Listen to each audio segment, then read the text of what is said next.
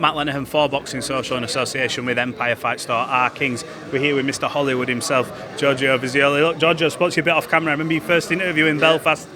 Come a long way since we last spoke. A few highlight reel knockouts, brilliant performances. Been in the media a lot as well, linked with sparring fighters. How have you sort of found your professional journey up to this point? It's been a good start. Yeah, very good start. Like you said, that second fight in Belfast seems like the other day, so it's gone really quick, but it's been a very successful start to my pro career. Me going out to America, sparring Curmel, getting all the views, viral clips, knockouts and this and that, so it's been great for my career, and I've loved every minute so far, and looking to continue it. In terms of what we've seen from you so far, I think you may have even said post-fight to me, look, I'm not even shown hardly anything yet, and that's because you were just icing people. Yeah. Are you sort of wanting to get some rounds and wanting to do a little bit more? Yeah. And by doing that, is that quite hard to do because of you've got to maybe taper off your power and manage a fight? Well, how does that work mentally in your head? Going back to the rounds, I would like to do a few more rounds, but like you said, I'm not gonna. Like you said, am I gonna taper my power down just to get those rounds in? Nah, you don't get paid for overtime. So if the opportunity is there, I'm not going to stop myself. But I think it's good to get some rounds in, definitely to show more of my levels. Because I believe, yes, you've seen me against Kane Baker and that and this, that, and the other. But that's about 50%. I'm being serious. You haven't seen the other half yet. And that's what I want to show. So hopefully we can get a few rounds. But like I said, I'd like a stoppage as well. Who doesn't like a stoppage? Everyone, especially the paying customer. What haven't we seen from you then? Because you came into the game with a big reputation. Yeah. You're delivering on an excitement front, but I've got a feeling you keep alluding to that. Look, I've got a lot of tools. I want to dip into the bag. What haven't we seen from you that maybe in 10 fights time we may start seeing on a regular basis? Just because when I was in the amateurs, I never did what I'm doing now.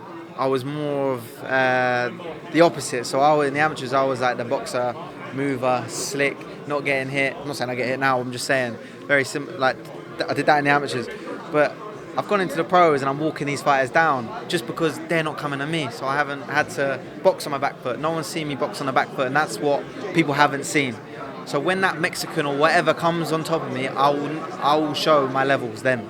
And the fact that not only are they not coming at you, you've got very small gloves on, so you can do the damage this time. Exactly, for sure. And not many, you keep hitting these guys, they're not going to want to keep coming forward. So especially with the 8 ounce on, and I believe I'm a hard super featherweight puncher now. I'm starting to believe in it a bit more, but I don't let it get to my head because I don't want to think I'm a big puncher. I'd rather just stick to the boxing and let it flow. When you have these moments, then these viral moments, I know you mentioned Curmel, but forget, we'll talk about it in a minute, but when you have these knockouts and you're looking back going, it's a bit of me that, look what I've just done. Yeah.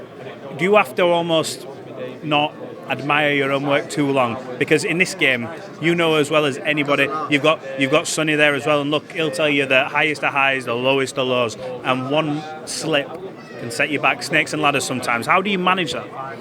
Look, it's great to get these viral videos and stuff like that. You get it. Do you remember my second fight? It went very big. It was great for the week, but then you kind of just have to get off social media, switch off a little bit, because you can't let that get to your head. Because you got the knockout, but you're nowhere. You knocked out. Okay, let's say a journeyman.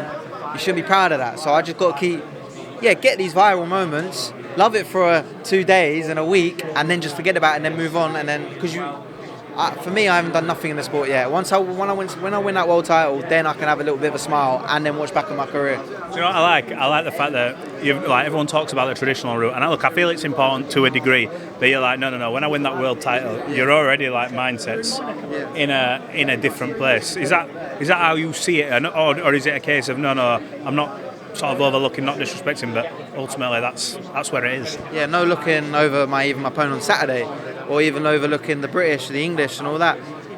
Yes, I'd love to win them, but I'm in the sport to win a world title and more, and have a load of money, and that's my aim and that's my ambition, and you have to speak like that for sure. And look, there's nothing wrong with winning that, but that's not my end goal. My end goal is to be, like I said, win the world titles, and then I'll be happy. Because people always say to me, "Oh, George, you never smile after your fight. You're all ice cold and don't really celebrate." I'm thinking, what's there to celebrate? I've got to do it again in a month's time. So see, because I'm around the sport that often and I see fighters, I kind of get it from your point of view because look, say you win this weekend, brutal knockout, happy, maybe you go celebrate, maybe you celebrate too much, maybe that then turns into 2 weeks, maybe you take your foot off the gas. Is that like a thing in the back of your mind that it won't allow you to get almost content or comfortable? I'll try my hardest to stop myself from watching these videos on me online, people talking about me, the comments. I will stop myself from looking because even though it's good comments, it can really mess with your head. You can really like get big-headed about it, and so that's why I try and really, even the likes of my dad, my parents, they tell me, look, George, yeah, it's good, but just block it out, and that's what I do. Well, let's talk about Curmel. I want to touch on that. He's doing his thing in America. You're doing your thing here. I think, God willing, one day you can both just put them on for real and get in the ring. Good experience out there. Look, I know there's been many different versions of stories and stuff like that come out, but overall, a good experience over there. You got good work with him, didn't you? Yeah, very good experience out there. Look, when I come back to America and I had that press conference for my next fight, I was all respectful for the whole week. So it was great work between me and Curmel, but I know what I did. I'm not going to say no more. Yeah, I pinged his head off, blah, blah, blah. You've heard it all. I've got the footage to back it, but at the end of the day, it's sparring, so I don't want to read too much into it. But I've seen him call me out on an interview and multiple interviews, so look, I'm down to fight, whatever. I'm down to fight. I wanted to get to that because I look at that fight, and in boxing we always get carried away with marinating a fight and making a fight as big as it can, but you're kind of both at the same point because you're so young. You're still, like you say, it's identical records as well. Yeah, it's mad. So, but yeah, look, go on. What was the question? So I was going to say, is that one where you look and go, that's potentially financially as a business, because you are a business for yourself. Do you look and go, if we can get close to world level in the next year or two, with everything that's gone on in sparring, the narrative, boxing's a story. You have to bring the casuals in. Is that one where you go, can both make a huge bag on that, and it's a big fight? Yeah, for sure, and that's why, and he knows that for himself. Instead of happening now, I mean. Yeah, exactly. Like, we could easily fight tomorrow. Look, he's with Mayweather. I'm with the biggest promoter in the world. He could easily get that fight happening now. It's just, is it really worth?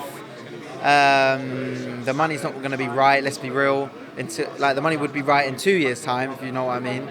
But now, it wouldn't really make sense. It actually, even if we did fight right, it wouldn't really mess up our careers because we're both prospects. It's showing the boxing world what we can do, and we're not scared to take a fight. So, yeah, but really, it's better in 2 years' time when we've got a higher name, higher stock, when the money's right. Absolutely. Well, we look forward to seeing you do your thing. Always exciting to watch. You're not seeing him fight yet. Just stick his name into YouTube. You'll see a few highlights as he won't be watching them himself. Giorgio, I appreciate your time. Good luck for the weekend, and we'll catch up straight after. Thank you very much, mate. Thank you.